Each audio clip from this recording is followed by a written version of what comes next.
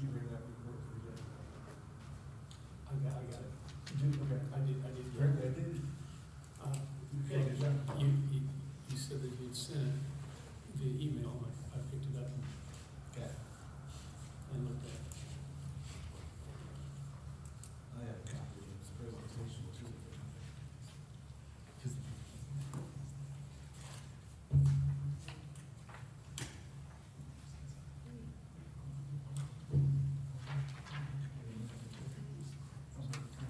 Oh, I got the minutes, but I didn't get this. That's what, that's what Mark brought me.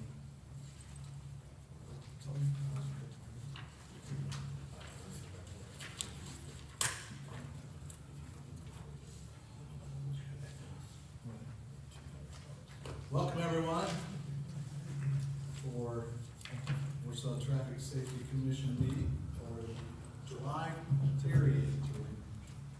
Thank you for being here.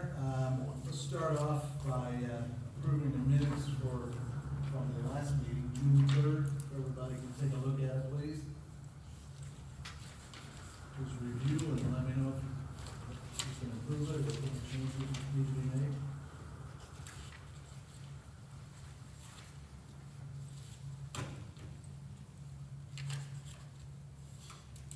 I would like to make a change to the minutes. I was not here, and I was not in attendance, and that was not clear in the. That was an old version. The updated one has you absent. Oh, okay. So Up on the screen. Yeah. On the screen, you're absent, Jack. Well, how about that? Yeah, we got that. I'm just so used to you being here. Yeah, I'm used to being here. Well, with that, then I would move that we accept the minutes as presented. I would second. Thank you, Jack. Thank you, Brad. All in favor? Aye. Opposed? All right. Move on down to unfinished business. There's one article here, old business, that Jack wanted to approach. I'll let you take care of that, Jack. Okay. Last month, the school system presented their report to the Traffic Commission, and it was a report that I had been eagerly anticipating for quite some time. And I was very sad that I was not here. I apologize for not being here when it was presented. The one thing that I was most particularly interested in was the number of stop arm violations over the past year, and whether or not that had increased or decreased over the previous year. I see that it did increase, not a lot, but it still increased, and I'm concerned because those that it affects the most are those who are our most precious part of society, our children.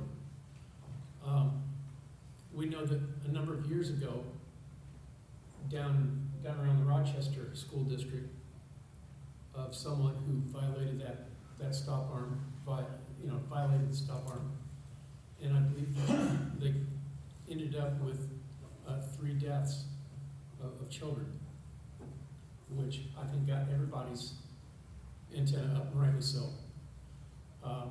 And this commission has taken on trying to do what we can to make sure that that doesn't ever happen again. Now, I'm not all Pollyannish about this.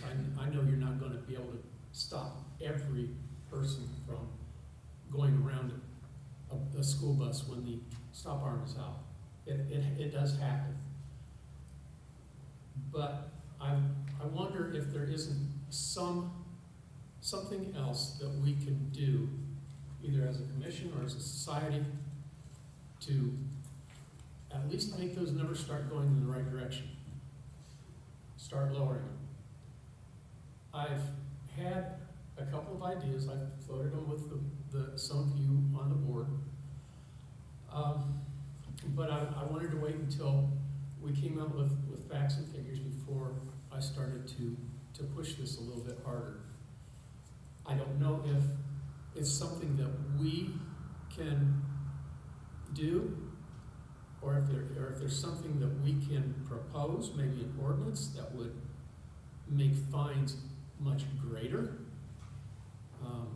I've talked to a couple of local attorneys informally, and they seem to think that the prosecutor might have some latitude in this. But I'm very concerned that the next one will happen here again in Warsaw. And I don't want to wait for another wake-up call. I'd like to see us do something. And so I guess, you know, we don't have the city attorney here, correct? But we do have a few police officers, the chief is out there. They might have some idea as to whether or not the city council or anybody within the city would have the ability to enforce stricter penalties for this. And the other thought was to, along with that, maybe join with the school system and maybe put some big old banners on the back of the buses that you get caught, this is gonna cost you $500, or this is gonna have your license taken away. I don't know. I'm just kind of spitballing, throwing some things out there right now. I'd like to get a conversation going. And I guess I'm not really asking for any action here today, other than I would like to pursue something along these lines that will greater protect our children. I think it's something everybody can and will get behind. It was very unfortunate when I saw the lady's face on the newspaper who was involved in that Rochester case. I looked at her and went, man, she's no monster. But it was just a lapse of judgment. And somehow we need to get it through to people to almost be afraid to pass a school bus at any time. That's what I wanted to say. And I don't know if any of you have thoughts or want to approach me later and partner with me and see what we can do. I don't know if we could take care of it with the prosecutor's office, or if it requires trying to get a state legislature on board to do something. I don't know, but I'd like to do something. I can tell you, Jack, that the Indiana Criminal Justice Institute Traffic Safety Division gives money to law enforcement since that happened, since 2021, I believe it was. Locally, we have, can you tell me how much money that we have for stop arm violation enforcement? Several thousand. I can't give you a number off the top of my head. Each year? And our officers have been following buses. They've stepped up the number of tickets they've written. That's kind of how we're handling it. And I realize that, and kudos to them, because that's what needs to happen. Unfortunately, it seems like about every time I see a bus stopped, I see a car go around it. I was working early voting up in North Webster on a Friday, getting the polls set up, and right down State Road 13, right in the middle of town. I look up and I see this car go right around the school bus. The bus honked at them, you know, and whatever happened about that, I don't know. Now, obviously, we can't control what's in Webster, but that's great. I'm glad that those organizations are putting some money into it, and I know our guys are doing everything they can. That's why I'm thinking maybe we need to think outside of the box and try something different. Because what's the fine now when if I were to stop arm and I go to the prosecuting attorney, what's the fine and what's the points? Is it still the same as it was, like $145? And then point wise, it's like 4 points, but if they pay out, nothing. It depends on the offense. Right, for running If just it's to a stop serious all along. offense, they can be put in jail. Such as Right. what happened there, if someone passes on a right, especially. 135 is the code, number, as far as I know. Right, yeah, I don't know the It's state statewide. of what it is. You guys have anything that you can add to that? I know we do have a couple options, because it used to only be an infraction. State legislature changed it to give an option of a misdemeanor, which is a jailable offense, as well. So I think part of the problem is how many miles do your buses drive in a day? Mark? Average, Yeah. probably 175 to 200. And that's just, For total, how many total? like, do I run like my whole fleet? Yes. A little between 11,000 to 12,000 a day. I mean, just with all 57 buses that are running. So, I think one of the keys is communication, continued communication with the school. Mark communicates very well with us with troubled areas, because we can't follow a bus for 11,000 miles, Yeah, agreed. obviously. But when he gives us the problem locations like Papa John's, Captain Keller will assign officers there to watch that in between calls. Plus, off duty, we can use that grant work, so they're not taking calls, they're just following buses. Yeah, and I guess that's one of the reasons why I thought maybe doing something with signage on the back, because we know a lot of buses have, the cameras. yes. They send it in. And that's probably the best we're gonna be able to do. Right. But somehow people are still, It's just, they'll either, 9 times out of 10 we see it. I mean, they're on their phone. yeah, yeah. They're just totally ignoring, or they don't understand when a bus stops, of where it's stopping at. And it's like, it's sort of hard, and I know it's in legislation right now as far as on our end. It's like you have dump trucks that run around with their yellows all day, running, a dump truck runs all day in their yellows, Yeah. and people get confused at what they're doing compared to what a bus does. It's like when a bus hits their yellows, they're getting ready to make a stop, and it has to be within 100 to 200 yards away from where they're making their stop at. So, And I know the school, I've talked to school bus drivers, and they are putting their arms out early, they're doing Yeah. everything they can. It seems like, I guess I get back to the statement that I want people to almost be afraid to even think about passing if they see a big yellow bus. right. But that's why 93% of my, 93 to 94% of my stops are all curbside. No matter, you could be I could have a bus in Barrington and they're still dropping off curbside. You know what I mean? Because they don't want to take that chance, and it's a matter of, and I always tell the drivers, and I enforce this like you would not believe, if you're not gonna drop your kids off at that stop, then you make it to where you can. Does that make sense? If you cannot drop your own personal family off at that stop and feel comfortable with that, then that is not a legal stop. That's how we just approach it. And I don't want anybody to think that, I do not believe that the school or the police or anybody has dropped the ball. We are all doing as much as we can, and it's still happening. Oh, we're so far ahead of other schools that just, they know once they call it in, whatever, it's a stop arm, nothing's gonna happen.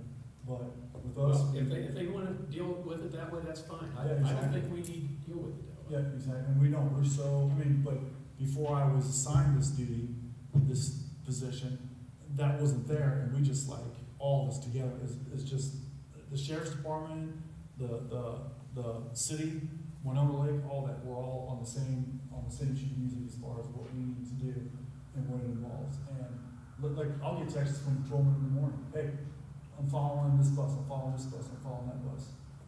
It's a good feeling. I'll have drivers call up and go, hey, I got somebody following me for the last 8 miles. It's like, well, it's probably an unmarked car. that may just make sense, whereas, being not doing what he does. Well, I don't want to belabor the point, and I don't want to take up any more time of the commission. But Mark, maybe you and I could get together and discuss future things that, Oh, yeah, because we can sit down. future ideas of, Yeah. and see where we go from there. Because Dan's Anybody else, maybe somebody from the PD together, we could do it, we'd love to sit down and do that. There are limitations on what you can put on a bus too. I'm sure. Stickers and things have to be approved. They're not very receptive to things like that. I understand. Something we can talk about. All right. If I may make this point, with what Mark's talking about, with the way that they try to set up where they're gonna make their stops in terms of the safety factor of that plays into real time what we're seeing from a position of enforcement, because I can't even recall that we've even had to charge somebody with a misdemeanor offense. So the point I'm making with that is, between the way the bus drivers are doing it and the enforcement, we haven't had any of the reckless types. Now, it's still dangerous, excuse me, still dangerous, obviously, right? And that's the whole issue. But we haven't, it's all been infraction enforcement that we've had to do. Unfortunately, we haven't had to place somebody in jail or file charges for that. So that in and of itself is a good thing. I want to attribute that to the way that they plan out where they're going to make those stops. So what you're saying is we have made some progress that is just not reflected in the numbers. Yeah, I mean, it's, the violations typically that I see, it's, if you wanna think early, mid, late, it's in that early, mid phase of when the stop arm's going out. It's not been anything that I've seen that's been atrocious, or we've had kids already out of the car and then they're passing. So, those would be the things that would take it to the next level, that we would look at those. Well, and I would attribute that to the bus drivers And that's not what I'm saying. opening the door until they see that everybody stopped. Yeah, so I just wanna make sure I make that point, that I think that they're doing a really good job, the best job that they I can agree. do to keep us kids safe. Well, and I think the numbers being up actually says that enforcement is getting greater all the time and everything. Maybe those numbers would have always been there, just now we're catching people. That's true too. Right, and one of my last points is that a driver, in the mornings, he can't control the flow of traffic. He can't control the vehicles coming through. When they are taking students home, what does the driver have the option of? They control the traffic, because they don't have to let the students out until all traffic has stopped. And it's the ones that are, a quarter mile away that blow through, and the driver sees it, and they just, the kids stay right there. I mean, I got video of drivers holding the student back because they won't let them off the bus. But it's hard to control them when a driver, pulls up to a stop and they have to cross or they have to get on, and the driver's giving them hand-on signals to get them across what they need to do. So they train them what they need to do, and that's how we avoid a lot of what we have going on. Thanks, Jack. Mhm. We'll expect something later from you once you guys get together. Move on down to VS Engineering, Urban Detroit Street presentation. Justin? Yeah, I'm gonna go through a couple little things, before we invite the team from VS up here, and thank you guys certainly for coming, but, just want to kind of capture some of the history of just recapping on, what we've seen here at Detroit and Oak Street, for many years. I mean, this is an intersection that has kind of haunted us with issues and safety concerns for, decades, but, we've had reports of high speed using this pathway as, from Prairie Street around to South Detroit to avoid the traffic signals of State Road 15. Reports of cars cutting the corner short, trying to increase speed, which is encroaching into the southbound lane, forcing some near miss accidents. Reports of site issues, trying to turn left off of Oak Street with the large utility pole right there in the way, and also some larger vehicles that are sometimes parked at Warsaw Cut Glass, which, welcome Linda and Matt, thank you guys for coming. Reports of cars attempting to turn left out of Oak Street, onto South Detroit Street, but not knowing whether cars are going to turn right onto Pope or if they're gonna continue on straight to Winona.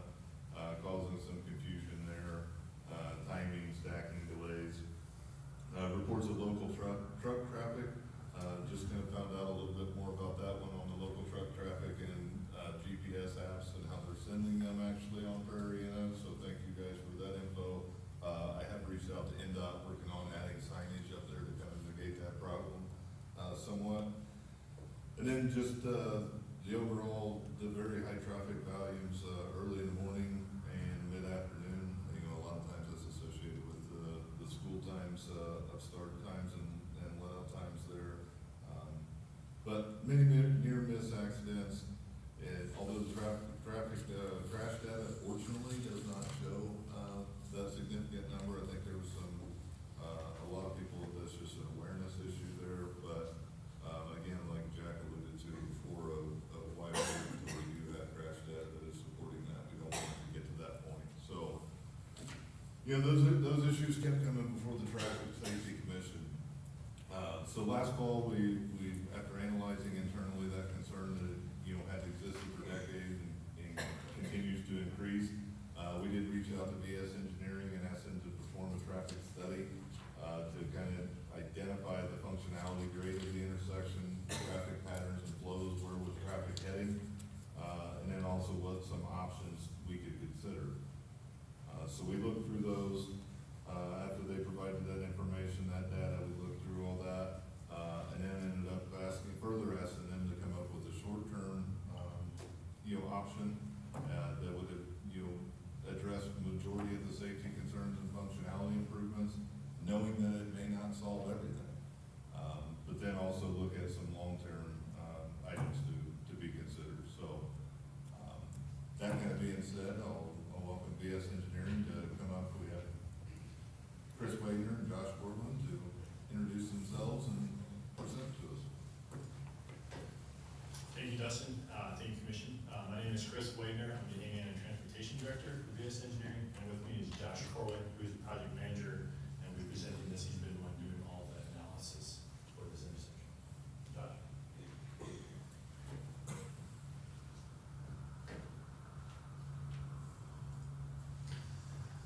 Okay, so just a real brief, go over the agenda here, kind of where we are.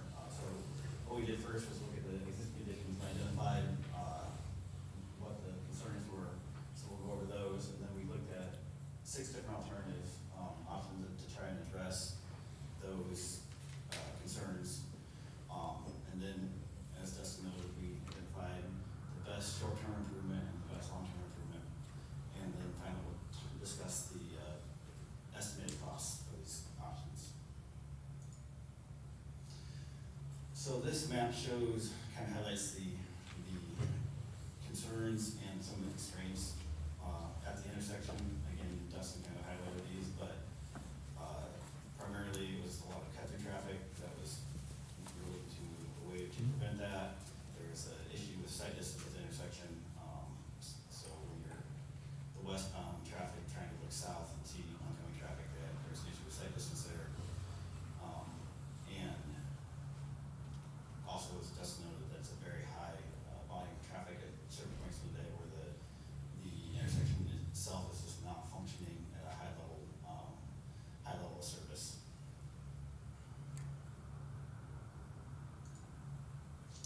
So the first option we looked at is a right turn only island, so it's a raised median, in the middle of the road.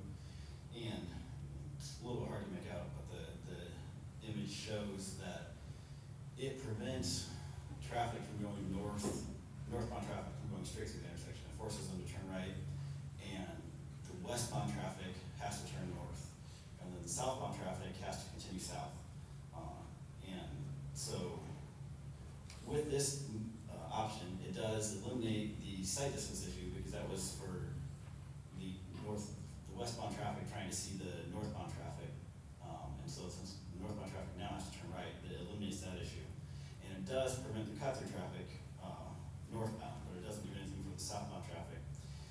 This option also makes travel, between the downtown and then the southeast neighborhood, a little bit more tricky, since they can't come back south and turn left to get back up, to the southeast neighborhood. So that was pros and cons of that alternative. The second alternative that we looked at was very similar, but this one actually allows that left turn movement, for southbound. So it provides more connectivity to the southeast neighborhood, and otherwise very similar. It also prevents the cut-through traffic, improves the functionality of the intersection.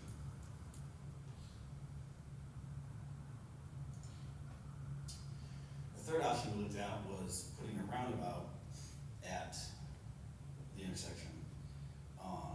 With the roundabout, because it slows down traffic, the sight distance that you require is much shorter.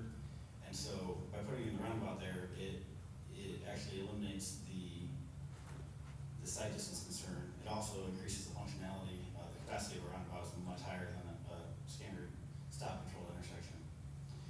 The cons of that is that there is impacts, there's additional right of way required, so there would be impacts to the surrounding properties.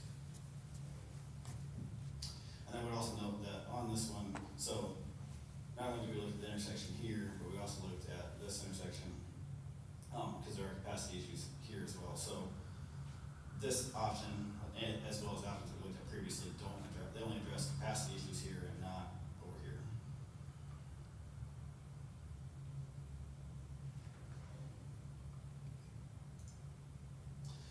So then, this option is a peanut roundabout, which kind of highlights that it addresses capacity at both intersections. It also prevents the northbound cut-through traffic, because now, if you notice, the west one is a peanut roundabout, and the east one is a standard roundabout. So, with the peanut roundabout, it's forcing northbound traffic to turn right. They can still continue around to the east roundabout, come back, go clear around through, come back to the west, and then continue north, but that increases their travel time. So it doesn't stop somebody from using that corridor, but it makes the travel time much longer, so it deters them from doing that. So this, and it also, the same as the previous roundabout, it eliminates the sight distance issue. The cost of this obviously is much more significant, and additional effort would be required for this one.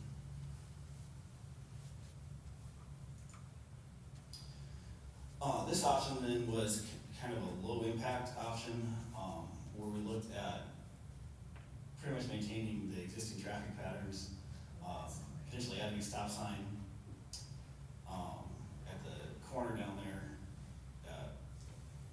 and a pedestrian crossing, and potentially removing the parking in front of Warsaw class and providing more parking south of the building, and providing a delineator curve, which you can see a picture at the bottom of the screen there, to help keep traffic within their lanes when they're making maneuvers, and we wouldn't have any traffic cutting the corner short. So this does help with some of the sight distance down this area, but not much at the intersection up here. It doesn't do anything to address the cut-through traffic. It does help with lane tracking, as I noted, but then also does make access down into this area a little bit more difficult. So we wouldn't be able to continue straight south into here if we did put the delineator curve in. You'd have to come in from the west.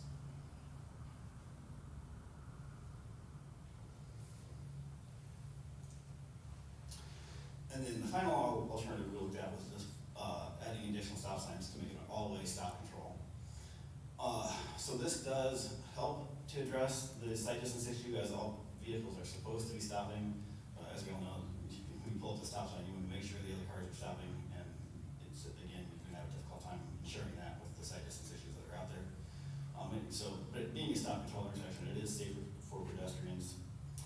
However, the major con of this is that it doesn't do anything to prevent to address the congestion at the intersection, or the cut-through traffic.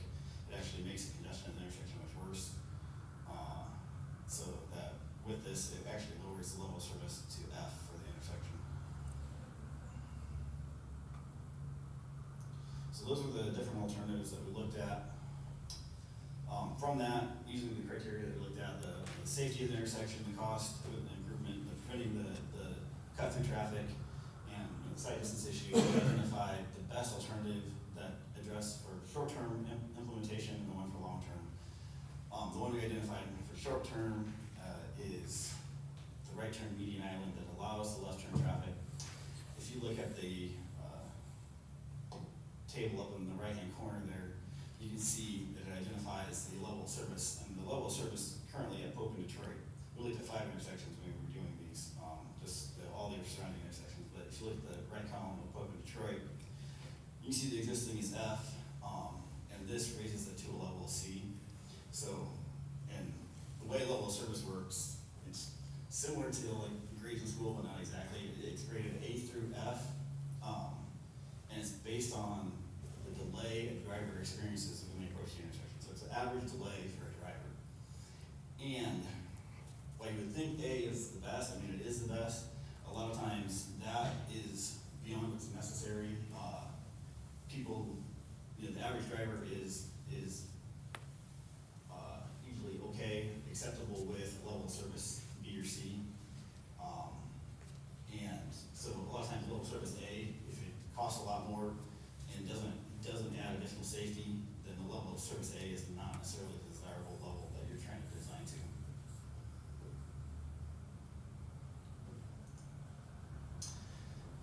So with this option, we wanted to just highlight that there is an opportunity for tactical urbanism. So this refers to a low-cost temporary change to the built environment that is intended to improve safety or the environment for the neighborhood. So what this would entail, as you can see pictured, you know, a lot of times it's just putting out highly visible graphics for people. Sometimes it's putting out, you can see they have a little park along the curb there, or using hay bales to try and tighten up intersections. So this could be implemented for the right turn only island with either hay bales or with like water-filled barrels.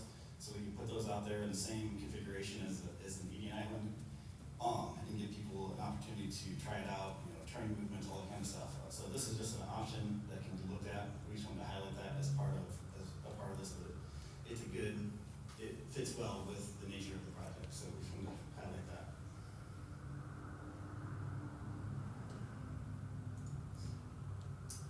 And then finally, long-term improvement, the one that addresses almost all the concerns in the best manner possible, but obviously has significant impacts, would be a roundabout. This one shows a urban roundabout, so you can see it's a little bit bigger than the one I previously showed.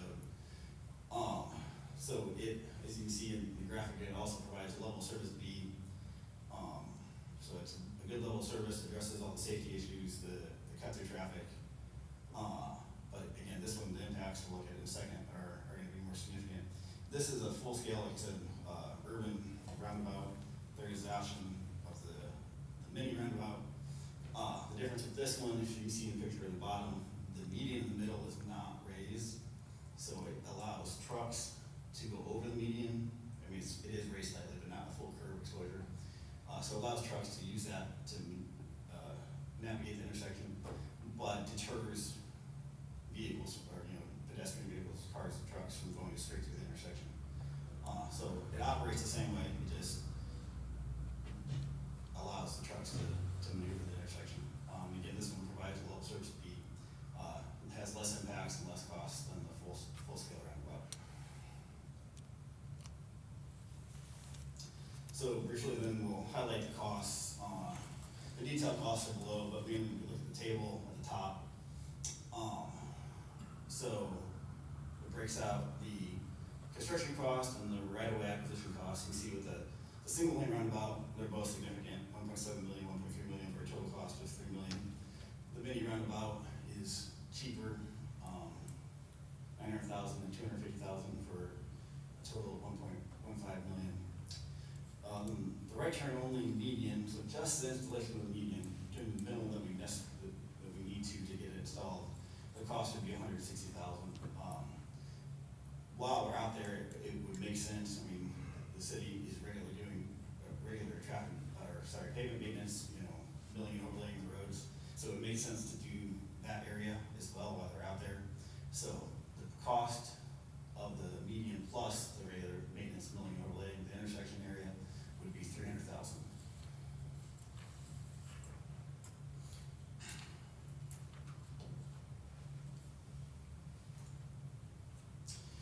And so this just shows a construction plan, a little bit more detailed plan of the selected short-term alternative.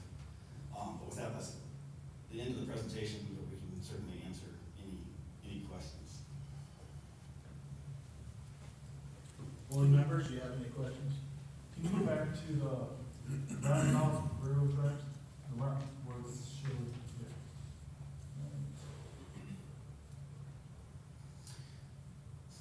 Here. Now, in the, this is a lot of movement, like when a train comes through and stops, which we all, I mean, I don't know if you guys were out there when it does, but it happens. Yeah, the good thing about a roundabout is that the traffic naturally queues and empties by itself, through the roundabout. So when the train's there, I mean, obviously the traffic's gonna back up, there's nothing you can do about that. But as opposed to a signal where, you know, it's the light's still red when the train clears and you still have more cars waiting there. The good thing about this is that as soon as that train clears, it naturally, all the vehicles can proceed normally and it'll unqueue itself as quickly as possible. Essentially, it'll act the way it does now. Right now, it backs up because of the stop lines, or stop signs, and then it unqueues by the people taking the next stop, the stop. Right. So I know you'd asked, or explained the level of service with putting the all-way stop in there, and, awesome job kind of explaining how that whole grading scale works there and what the ideal set point is. But when you look at adding the stop signs down at Prairie Street itself, was it a similar impact as far as the level of service there for that as well? Well, yeah, and that was just for the southbound traffic, mainly just to make sure people are stopping for pedestrians. Honestly, that stop sign in the analysis is very, very little impact either way. I don't know that it's really added, great safety significantly either. But, so we didn't actually do the level of service at the Prairie intersection. Since it's, more was modeled as a two-legged intersection, where there's minimum traffic that uses the south lane. Obviously, you don't want to cut off access to them if possible, but there's minimal traffic on that leg, so. So the issue with that intersection, it's not really operating as an intersection. It's really a drive entrance into that business. There's no other traffic in there. And so if you were to put a stop sign there, what are they stopping for? And if you're not stopping for So something, they can generally, make that turn to the left. what? So they can make that turn to the left. So again, it's basically an entrance into a business. And so if there's no traffic, They're turning from Prairie Street onto South Detroit. On the South Detroit. They're talking about on the east, heading eastbound, right there on Prairie, stopping before it connects with east or South Detroit. That's what you asked, right?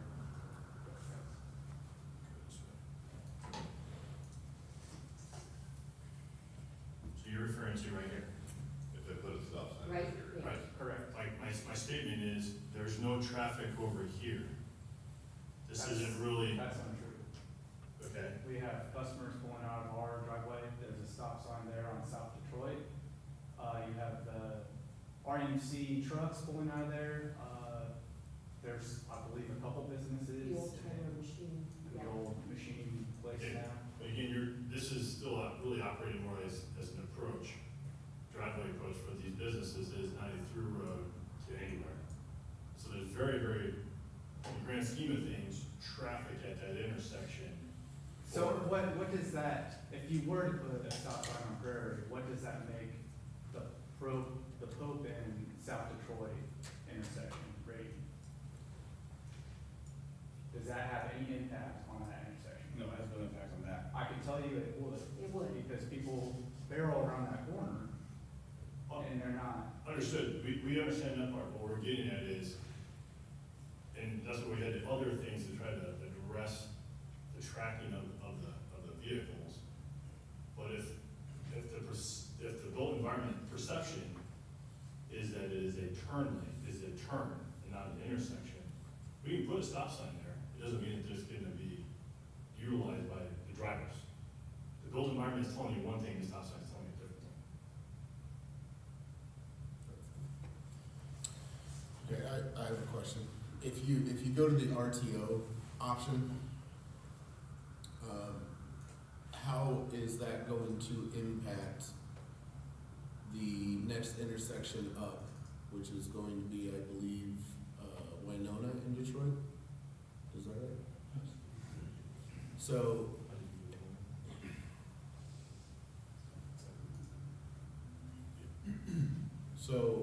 and the reason that I ask is because, you know, I have to drop kids off and you're coming from middle school and trying to make it to the high school, and so this left-hand turn in front of you guys is, from like a driver's standpoint, it is crucial. It is. But, so my question now is that if you're going to force, or not you, if we decide and we're going to force everything to the right and push it up into Detroit Street now, how is that going to impact the stoplight at Detroit Street lane? Because it's almost impossible to turn left. It's already almost impossible Impossible to turn get at that Left intersection. on Wyoming. So I'm thinking if we force another 50% of the traffic flow to take a right there and then end up on that intersection, I think we might be, you know, So. plugging a hole and then. It does increase it, but increases it to a C. Yeah, so you see, it does have a slight negative impact on that intersection, that would go from a B to a C. But again, like I said, like I noted, C is usually the acceptable. But that's for this intersection. No. No, if you look at the table up right, it has Winona Detroit intersection on it. If you go down to the highlighted road. Gotcha, okay, It thank says you. C, so the row above it is existing, which is B. You'd have to be able to turn. So and I understand what you're saying, it is gonna force more traffic that way, but it also, the whole idea of this, and what the model assumes is that it's gonna deter traffic from taking this cut through in general, so there's gonna be less traffic taking this corridor. Right, There will be more people are just gonna bail out and go down the lineup. Yeah, it will shift traffic, yes. Yeah, And you're also gonna have less going to north, right, Yep. north. All your cut-through people will be. Yeah. I could see a lot of traffic deciding to bail out and using the empty parking lots as Turn like left. turnarounds to avoid that. The railroad property. Yeah, the railroad property or our parking lot, neighbor, people's driveways. that'd be disappointing, but I wouldn't argue with it. I'll test it on the road. All sorts of things happen on these things. And I could But see regarding people just- regarding the Winona intersection, that is an NDOT controlled traffic signal, but, if we did go this option and seeing that, the traffic flows or patterns where there was stacking at the light, it would be fairly simplistic to work with NDOT to get a left turn arrow to add it to that intersection, or do cause, would it not? Change signal timing. Yeah. Yeah, so, yeah, I can touch on that a little bit, but, so our model just assumed it's still the same signal timing. If you significantly lower the north to south through traffic, if there'd be less traffic coming down this corridor, then they could optimize the signal and give more priority to the east-west movements, which could actually improve that signal or that intersection's functionality overall. But again, that would be something for NDOT to look at. But if you, the worst case scenario is we have high volumes going on every leg, and if you can lower the volumes on some of the legs, you can significantly improve the functionality of the intersection, so that potential is there as well. Could you flip back to the cost for just a moment? It was a lot, and less.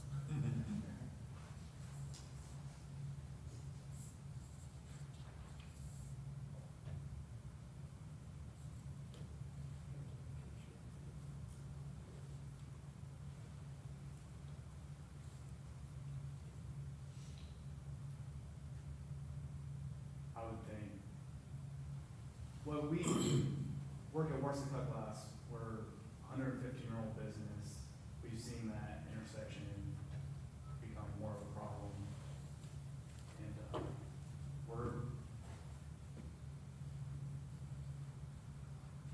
I mean, do any of them, I mean- any of them seem like? we wouldn't wanna see something impact our business. And traffic has already, Oh, impact you- our You wanna business. step up to the mic, if you don't mind?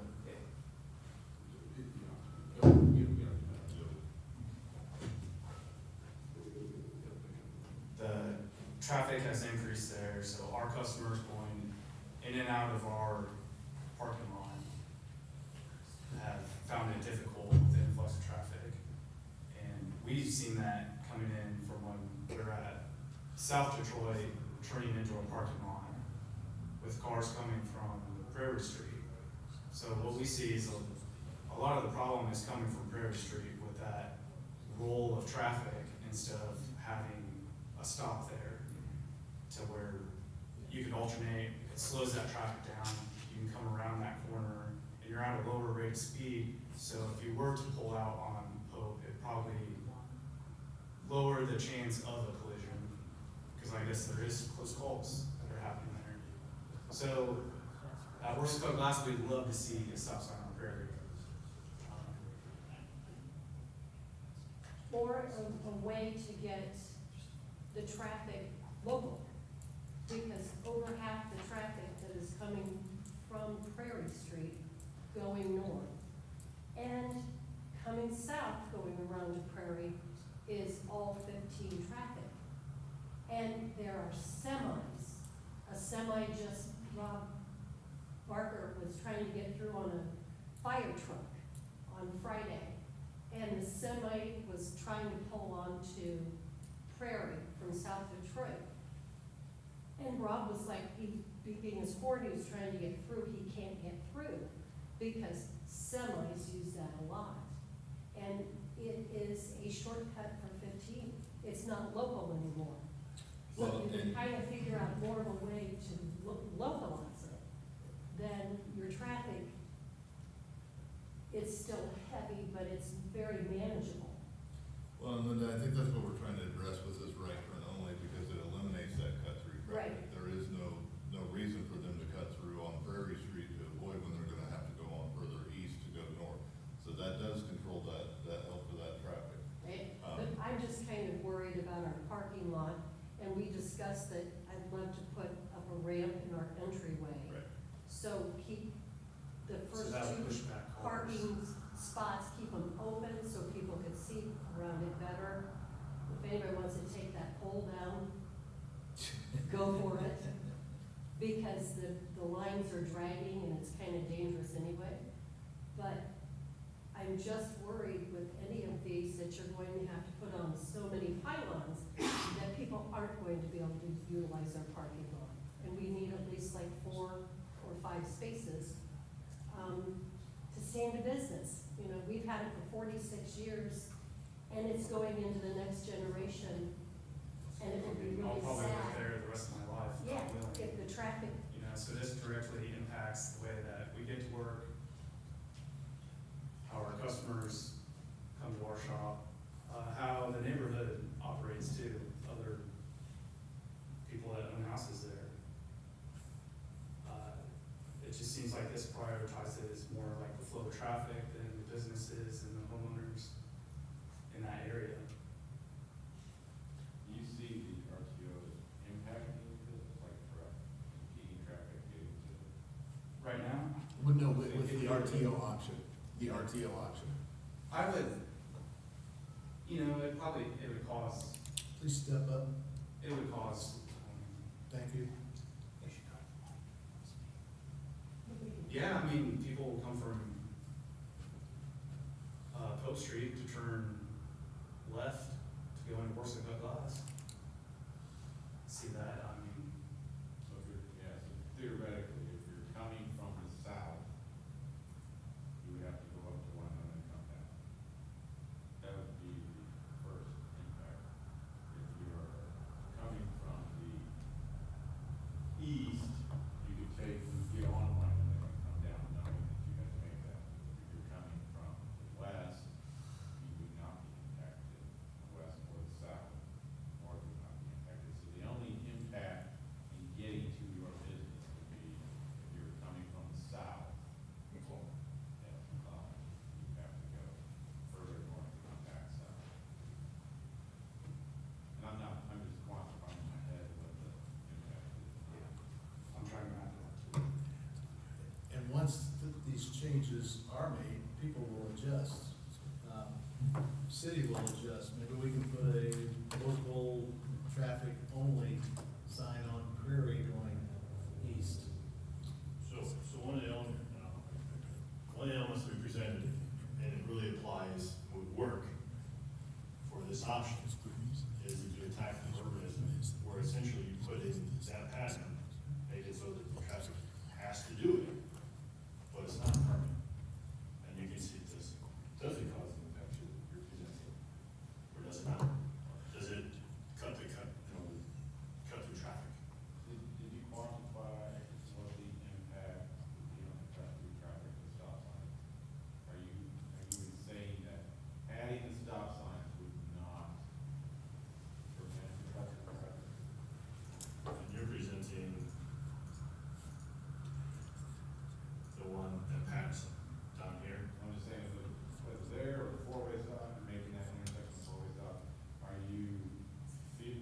four-way stop definitely impacts the traffic pattern. Fix those two, they're And still using. Hope is true. So that would be fantastic to be low service time. But one of the things that we talked about, and the traffic commission talked about, is that through traffic being an issue. So what solutions outside of the RTO impact the through traffic? Does the four-way stop remove them from going through that intersection, or do you feel like it does not? I guess that's the question. We're saying it dooms up both intersections. Assuming that the traffic stays. So that assumption is including the cut-through traffic or? Yeah, so it will essentially increase the travel time on both options. So they're naturally gonna, balance each other? yeah, that's the assumption, you know, and then we have the other factors that go to play into that. The assumption is that they're going to, you know, balance each other out. This requires that they a whole much more go one way, and travel time becomes longer than when they start going the other way. So as a whole, it increases the travel time on both ways. I guess that's the, trying to provide that, when they talk about why don't we do a four-way stop, does it accomplish what we were setting out to accomplish? The answer is probably not. We end up with poor performance at both intersections. But I think we can all agree that it is a problem. We all want to help. We don't want to impact businesses on a negative way. We don't really want to impact travel on or in a negative way. But this is a traffic safety commission that we are worried about, as Jack stated earlier, of having accidents, having things that are a negative impact to the community. Matt, with your stop sign and the country and the speed concern, do you think if we did the right turn only deal that there would be a reason to speed, knowing that you have to turn right anyway, that would impact or slow to help with that? As an idea of going down there, generally no concern, no need to take off, or cut the corner quick, knowing that you're going to turn again. And I know there'll still be drivers that'll I have. feel like it would still speed and cut that corner for sure. But with the number of cars coming in through there, do you think that would extremely lower the amount of traffic flowing through there at certain periods of time that are using it as what you said for State Road 15 traffic heading north? It would cut the numbers, yeah, Yeah. but I still think people would. Right, and as I told you guys before, this idea, this theory, what we asked, Chris and Josh to come through was not necessarily, we knew it wasn't gonna solve everything. But again, we're looking at funding options and things that are availability there, of how can we make a positive impact and not kick the can on down the road, and wait another 5 or 10 years, or wait until there is, a horrible accident out there, to improve, what are gonna some sacrifices and maybe compromises that we can make to get to that point is what we're presenting, so. I think you would greatly decrease the traffic that's using it for 15 alternative. I think a lot of times during the day, if you have a right turn only at Warsaw Cut Glass on Pope, it's gonna be extremely hard to pull out of Country Club. If it's a right turn only, and then you're gonna have Country Club, McClellan backed up. Yeah, That's gonna be a tough one. And part of what their traffic study was, looked at all that information. I mean, this was a full 127-page report that looked at what the impacts were at all these other intersections too. And I certainly don't want to speak for you guys, but I mean, from reviewing of that, it looks like those were all acceptable terms. It didn't make it, the impacts weren't extremely negative. So we have that up there, but basically, Yeah. McClellan both is bad, and it's gonna stay bad. Yeah. Especially when there's a train or. It was bad, it's bad. And that's why there's a short term and a long term. The long term, you see, does address that intersection as well. Can I ask you, which one of these do you, Linda, son, feel is the best option for your business? Best option would be, what we would see is a stop sign on Prairie to help slow traffic and well, to have them start as a dead stop instead of flying around that corner. Maybe going down to, one lane on Pope Street, either a left, you could take left or right, but just have that one lane. You could push thin trucks and stuff that are turning right onto Pope Street, would still have enough room to make that turn. Cause we see that with the cars that are turning left on Pope, hinder like school buses or other trucks. I guess, if I could, I'll add two comments to that. One, saying, I mean, there is, there is an opportunity to put stop sign in as well as the right turn island. There's something stopping you from doing that. But the other thing I would know is that there are,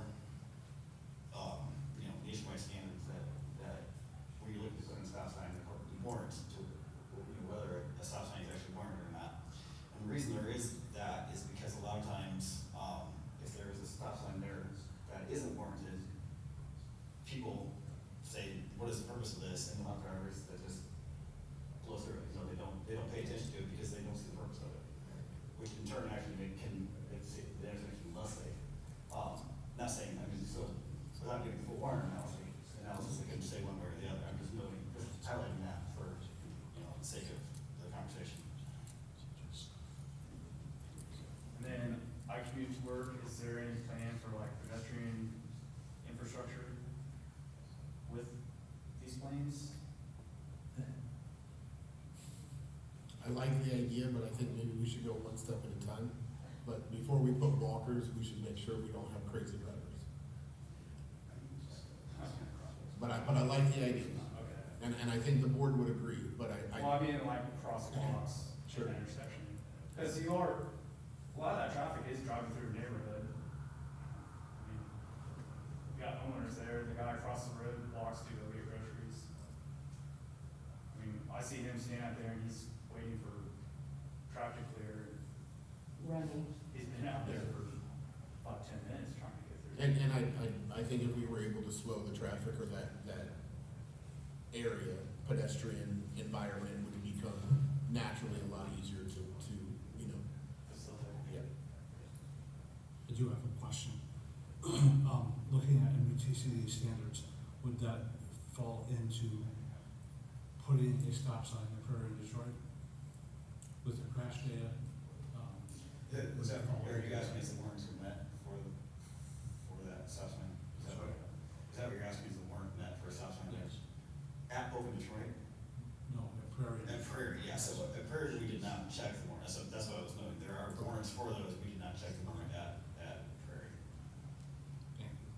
What kind of warrants, that'd be like lane chopping or just like speed of traffic? So most of it is safety driven through the history of accidents there that will fall out. There are some volume of traffic, that weren't also, but most of them are safety driven.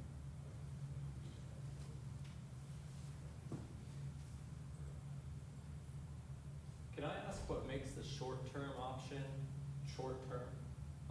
Like when you say short-term, how long do you see that lasting and what do you see as the improvement past that? I think I kind of missed that part. Well, so long-term, the ideal option is the roundabouts that we presented, that would be the long-term. As far as what exactly constitutes short-term and long-term, I guess I would do that to Dustin to speak about. Okay. It basically was affordability, with money available and different things we're looking at with SB one.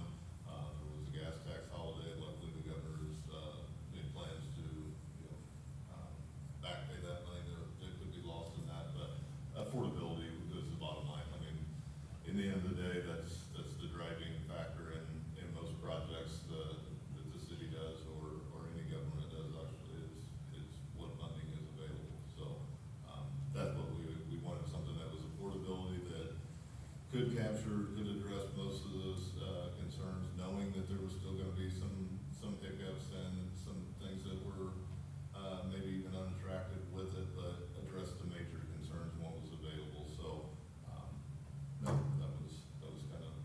So the intent was to maybe install the short-term solution now while we build up funding or something for a long-term plan of doing a peanut roundabout. It's not that this would happen like one last 5 years or something. We can keep this short-term solution as long as we need, while we build up funding for the other two. I got it. Because we know we're gonna have to eventually address McClellan too, so it's still a problem.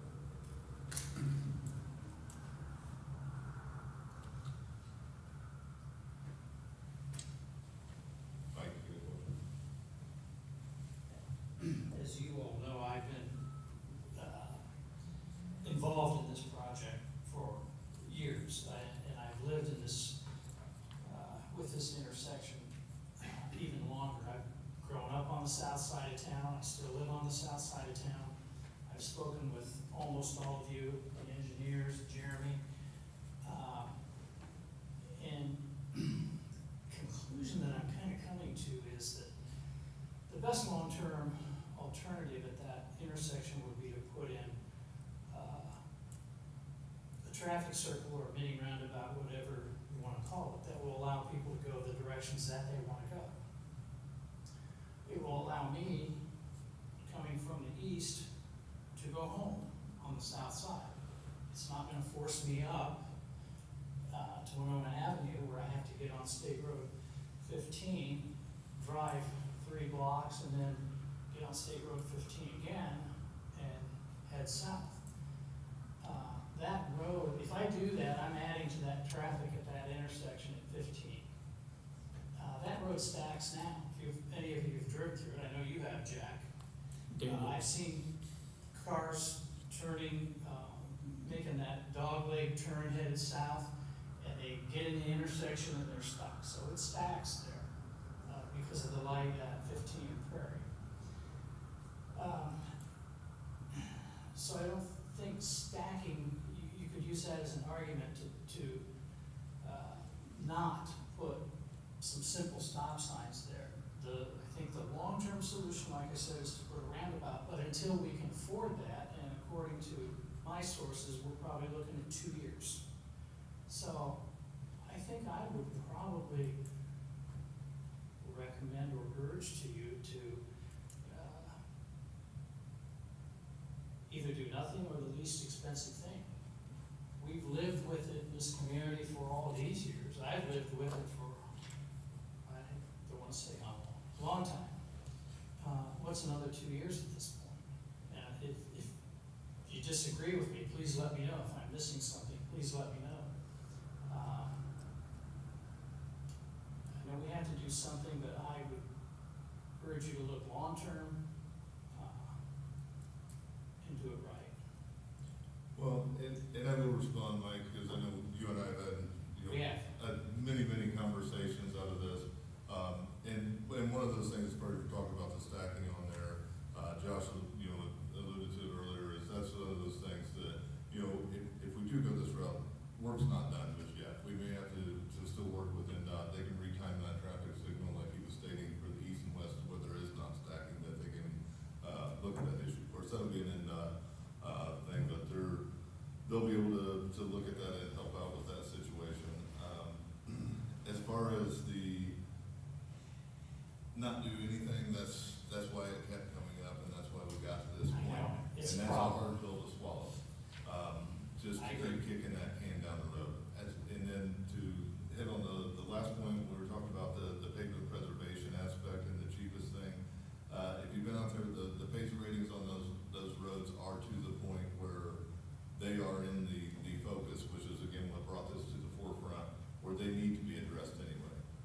So that $300,000, estimate that VS gave us, or had given us, addressed milling, resurfacing all those roads, all new pavement markings, the new concrete, for the right turn only, the whole gamut, all brand new area, all bright and colorful, ready to go for the school year. So some of that work is necessary anyway.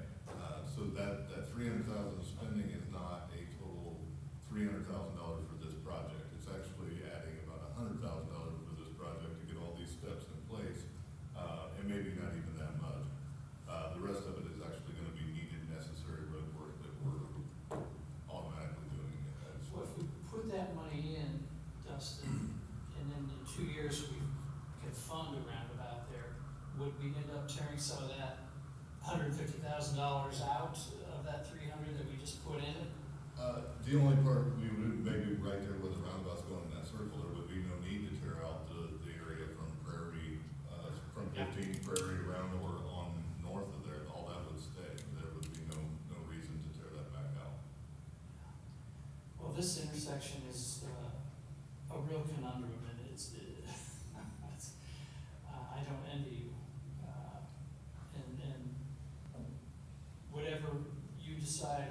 we at the city decide we're not gonna make everybody happy.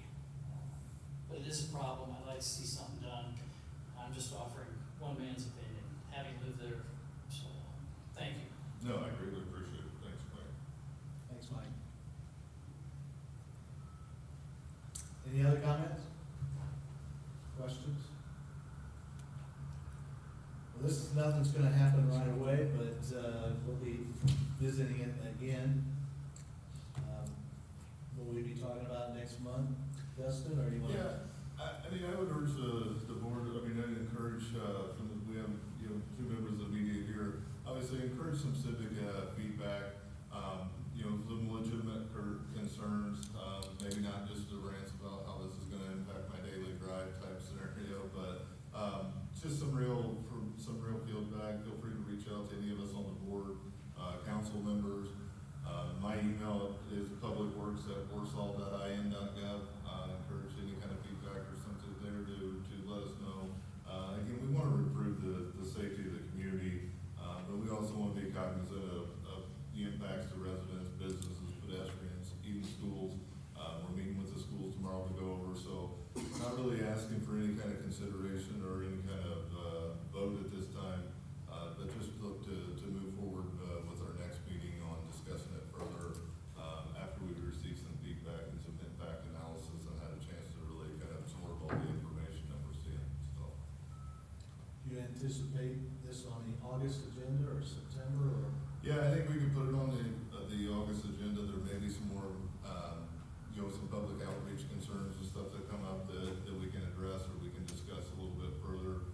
And we'll see how everybody feels. Again, we wanted more than just one opinion, more than just one vote. We wanted to bring it to the Traffic Safety Commission to give a broad aspect as far as emergency services, residents, businesses, alike. So I think we'll put it on the agenda as kind of unfinished business and see where we go and see where, what thoughts are at that point. Jason? So I had one more question for the VS group. You mentioned the tactical hay bales situation as a little bit of like a trial and error, that we could kind of set that road section up as the RTO to get an idea of one, how it might short term, like incredibly short term, impact the business, but also how the public might perceive that. Is that what you were referencing with the tactical? Correct. And that we could do that at an extremely low cost? I mean, I'm assuming I have 9 hay bales in the back of my pickup truck. I'll drop them off on the way home. Correct. And it has been utilized by other Okay. municipalities in the area. I know South Bend's done Is quite there a like a few. certain time frame that you would need to see that, to be able to actually have some data on the actual, like, real life impact versus projection? You talking about like traffic counts and stuff? Sure. We'd have to. Or how many Part of upset the people we have? services. Yeah. So, I mean, on that, I mean, obviously the primary concern is during the school year, and so like you Sure. guys alluded during that time. So I don't know if that's a real viable to try and actually trap it. And again, to get the counts, you have to have all the equipment out there, which, I mean, it's not a significant cost, but compared to the hay bales you're putting out there, is a significant cost. So that's another aspect of it. We'll let you know if we need your hay bales. Zach? Yeah, just, I only had one thing until Jason brought up some, so now I got two. As far as, throwing down a short-term hay bale type of situation, which I'm in favor of doing something very short-term, but I recognize also that there are certain things that we cannot throw up a stop sign without going through an ordinance, correct? And that's 2 readings. So if we pick something that requires us to install or remove stop signs, it's gotta go through council at our recommendation. So I just wanted to throw that obstacle there in no way. It's not as easy. Not necessarily an obstacle, but it is something, a hurdle we would have to overcome. The other thing that is more of a question for Dustin, you mentioned that there is work being planned for that area currently because of the condition of the roads, that we will be most likely repaving some of that anyhow.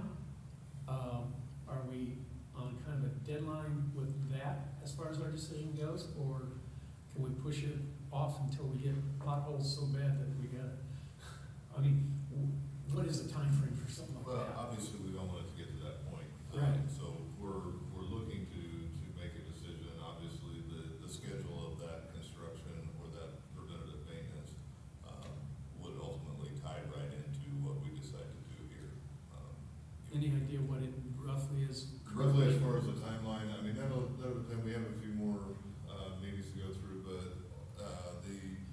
I guess the short-term goal would be to, we have funding available that we had set aside, that we had budgeted for this project for this year. Like I said, we started looking at this last year. So we have the funding available if we choose to move forward.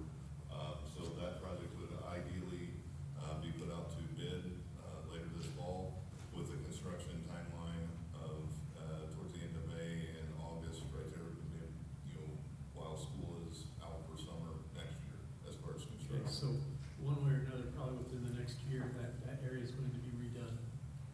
Could be. One way or the other, just depending on how much gets done and whether this rolls into that project or not. That's all I have. Anybody else?